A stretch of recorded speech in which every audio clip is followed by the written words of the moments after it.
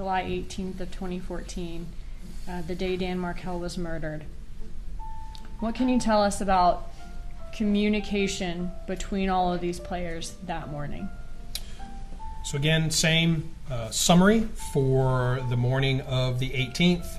We can see communications between our involved subjects here, and we have an indication here this would represent the time that Mr. Markel was murdered between these events, and we can look at these kind of in detail again as we have. Okay, and what do we see as far as their communication? So here we have also included the information from Wendi Adelson's forensic extraction or her Cellbrite report. So we're able to see other things that were contained in her phone. One of the first things we see is that she had a calendar entry for that day for listed as fixed TV. Now we see that it's deleted. Yes. When would that have been deleted? Sometime prior to our analysis of the handset. And your analysis of the handset was done that same day? It was done, yes, the afternoon of the 18th. Okay. So this calendar event, fixed TV, was deleted at some point before her phone was taken by law enforcement and looked at that afternoon? That's correct. Okay. Welcome to the latest episode of Why Wendi is Going Down. Thanks for being here. Please like, share, comment, and subscribe. It's greatly appreciated. This episode, we're going to delve into what Wendi Adelson was doing on the morning Dan Markel was shot. Let's get into it.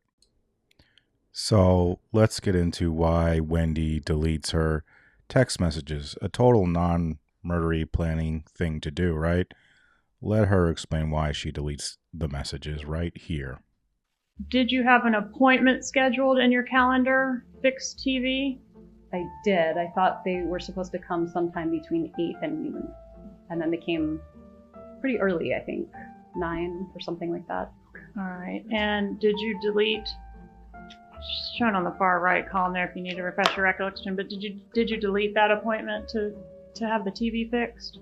I'm usually kind of OCD about this, so after I have a meeting, I'll delete it if it's done. I use my calendar kind of like a to-do list, so I'll have the meeting and then I'll delete it. Okay. So I must have deleted it once they arrived or sometime later. You know what I use for a to-do list on my phone? The reminders part. You know, the one that's supposed to be like a to-do list, not your fucking calendar. Anyway, let's discuss more what happened that morning. We see that there is an outbound call from Wendi Adelson to Donna Adelson. And that's starting at 8:09 in the morning? That's correct. Okay. An immediate return attempt. And then a text message. Again, this is from Wendi Adelson's handset itself, but there is a return text message or a text message from Donna Adelson to Wendi communicating about Best Buy and coming by for the repair of the TVs. Okay, she says, Best Buy just called me and I told them to confirm with you. They are on their way over now to help you with the TV set in your living room. Yes. Okay. All right, what's next? We have a text from Wendi Adelson to Charlie Adelson stating, "This is so sweet." We see that that's deleted. It is, yes. That would have also been deleted prior to law enforcement analyzing her cell phone that afternoon, the same day as Dan Markel's murder. That's correct. That's so sweet. Gee, I wonder what that could be about. Well, let's let Wendi explain. And also explain why she deletes messages. It looks like I sent that message to my brother. Your brother Charlie? Yes. All right, and that message was deleted as well? I always delete my messages. But yes, it looks like I deleted it at some point. All right. And that message, what were you referring to in that message, if you know? I have no idea. But it was sweet, whatever it was. I mean, 8 years ago, I have no idea what was sweet. Always deleting messages. That's just normal, right? I mean, I have messages from '08 when my son was born, so I guess I'm just the weird one. Let's discuss the TV and why the repairman, the Best Buy person, was there that day. Who was at your house this morning? The only person that was at my house this morning was a guy from Best Buy, because my TV was broken and it's under warranty. Good for you. Yeah, I figured. Okay, a guy from Best Buy was at your house to work on your TV? I have his name and everything at the house if you want it, because the boys broke the TV, so he gave me a choice of fixing it or getting a new one. What time did he come to the house? He called me at around 8. He was probably there until around 10. So the TV was broken. So surely this was an 80-inch plasma and it needed to be repaired because she couldn't get another TV to replace it, right? Well, let's ask her boyfriend at the time, Jeff Lacasse. And I just didn't understand, what was going on. And of course, I had related that this TV is broken, it's unwatchable, it's not covered by warranty, you're gonna have to get a new TV, and I offered to go do that for her anytime she wanted. She's a busy single mom. I'll run by Best Buy, get you a new TV. It was not like a 80-inch TV or something that was really that luxurious. It was a TV like you'd see in a dorm room, so we could have replaced it right away. All right, did you end up getting a new TV? No, she turned me down several times on that offer, and again, it's her house. I tried to respect her boundaries. Well, if it wasn't a big, luxurious TV, it must be because she couldn't afford it, right? There's no way. She had to get the warranty. She had to get it fixed. Well, let's see how much money she took from her account when she bum rushed Dan and divorced him. That's not all you took, is it? Excuse me? You two had a joint checking account at Schwab, right? We did. And you went into that account before you dropped the bomb, and you took out half of that account, right? Correct. Roughly $350,000. Half, yes. Of our $350,000. I don't remember the amount, but yes. You know that it was in the hundreds of thousands. I really don't remember the amount, sir. Is it that insignificant of a sum to you that you don't remember? I'm not saying it's an insignificant sum. I'm saying I can't attest to the amount that was there. So, it was a crappy TV, and she just had the money to buy a new one. So surely there was a reason she had this appointment, right? I wonder what that could be. And apparently she got upset when she spoke to the Geek Squad repairman. Let's get into that. And as you watch this clip, I want you to watch out for the part I highlight where Wendi forgets her script for a second and then all of a sudden remembers it. Just watch out for this. The records indicate the repairman was there for about 45 minutes. Does that sound accurate to you? Sure, that's my best. Sure.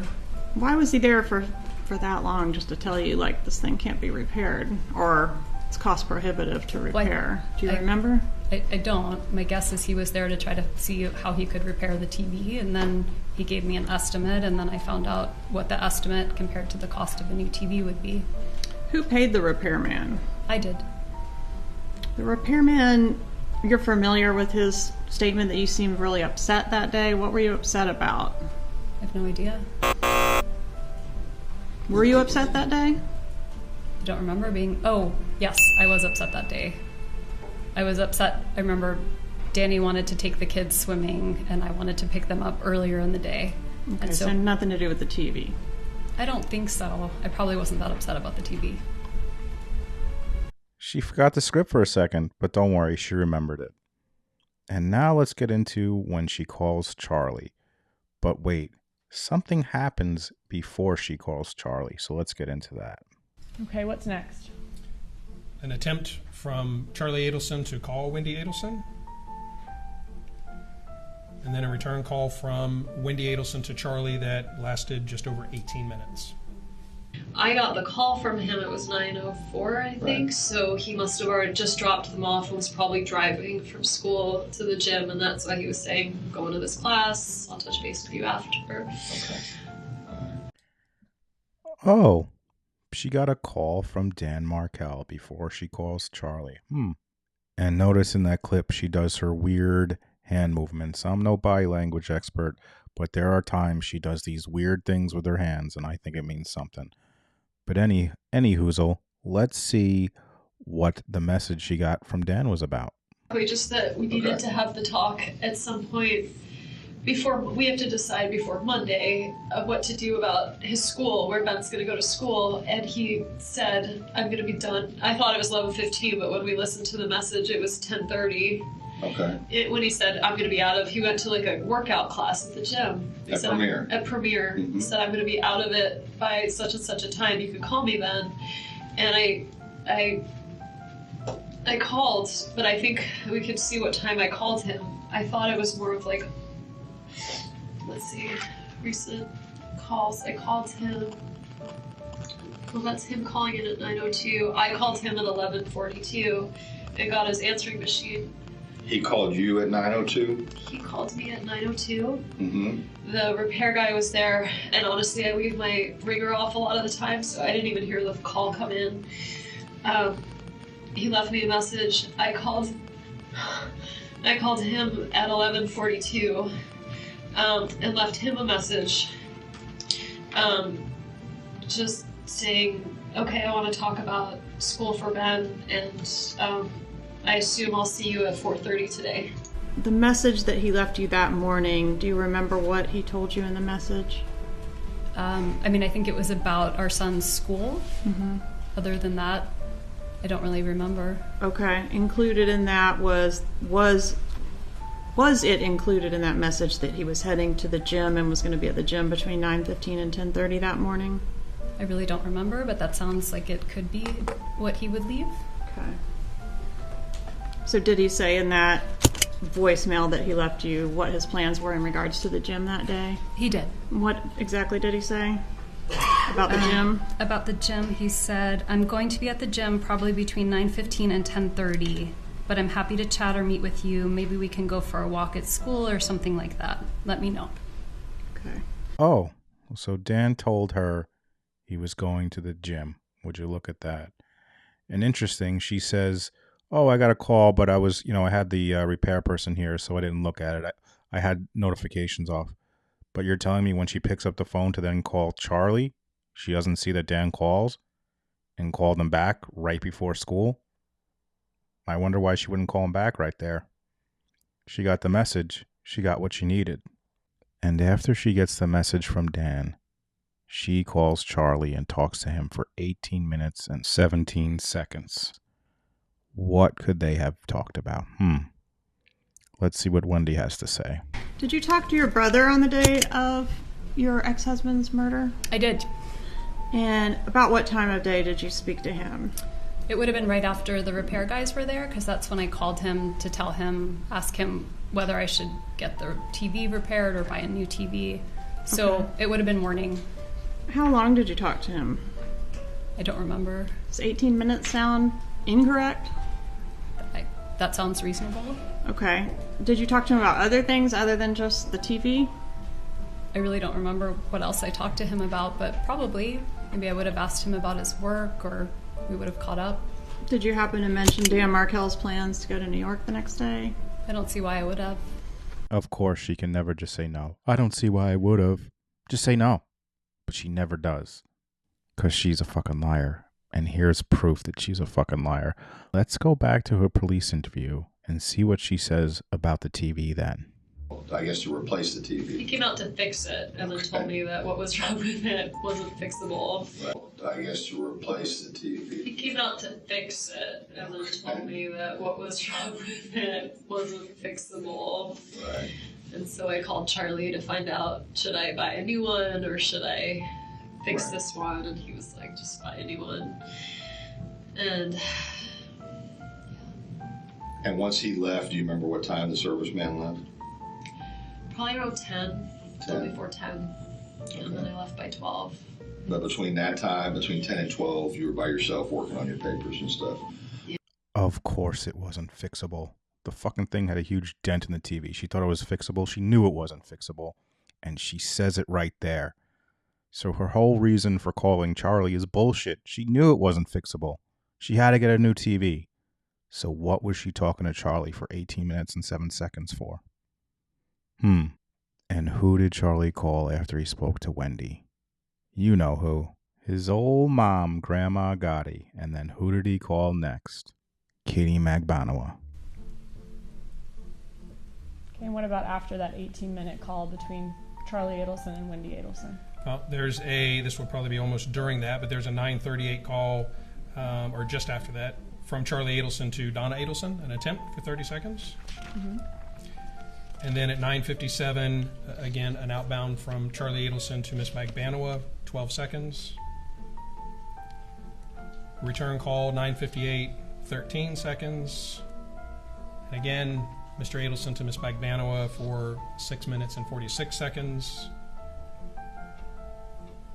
Charlie Adelson again attempts to call Wendi Adelson at 10:06 a.m. 10:07, 10:08, there's a couple of contacts between Miss Magbanowa and Mr. Adelson, one just over a minute and one about 9 seconds. And then 10:09, Charlie Adelson call to Miss Magbanowa for 5 minutes and 54 seconds. I believe that's all.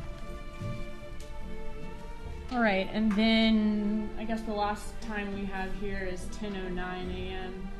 By less than an hour after that, Dan Markell is murdered. That's correct. Okay. So that slideshow and Charlie Adelson's trial, who does it highlight? 2 convicted murderers, 1 woman, Grandma Gotti, who's indicted of murder, and who else? Wendi Adelson. But sure, she had nothing to do with it, right? And now a bonus clip. I want you to pay attention to Wendi describing who she speaks to on the morning of Dan Markell's murder. My mom called at 8:09, and then the repair guy called at 8:08, and then my mom called at 8:09. I guess he called her to trying to so then the repair guy called, and I don't remember exactly what time he got there, but like between 8 and 9, probably closer to 9. Okay, what time did he leave? Around 10. He could probably tell you, like he'll have a record of what time he called in to figure out whether to repair it or buy a new one. Okay. So he'll have a record of his calls too. Okay, before 10 a.m.? A little before 10 a.m. he Yeah. left. Okay. And then you went back to working on papers and so forth? Yeah, I was making some breakfast. I remember I was making oatmeal, so it was taking a while. It was like that kind that you have to stir for a long time. And I was talking to Charlie, so there's my call to Charlie, and then I called Renee, my friend who's interviewing for a job at FSU today. She was driving in, and I wanted to wish her good luck and see if I could meet her for a hug at some point today. Okay. So that was at 10:24. I called my friend Tova back at 11:22. I think I was just, in between working on the paper, being distracted. What did you notice? What I noticed was she gave little details about everything except for her call with Charlie. What was she talking to Charlie about for 18 minutes and 17 seconds? What was it? I guess we'll never know. Or maybe we will. Charlie can flip. Prison's got to be pretty rough right now. Seemed like he didn't like Wendi. 18 minutes and 17 seconds is a pretty long time. It's the exact amount of time of this video. Think about it.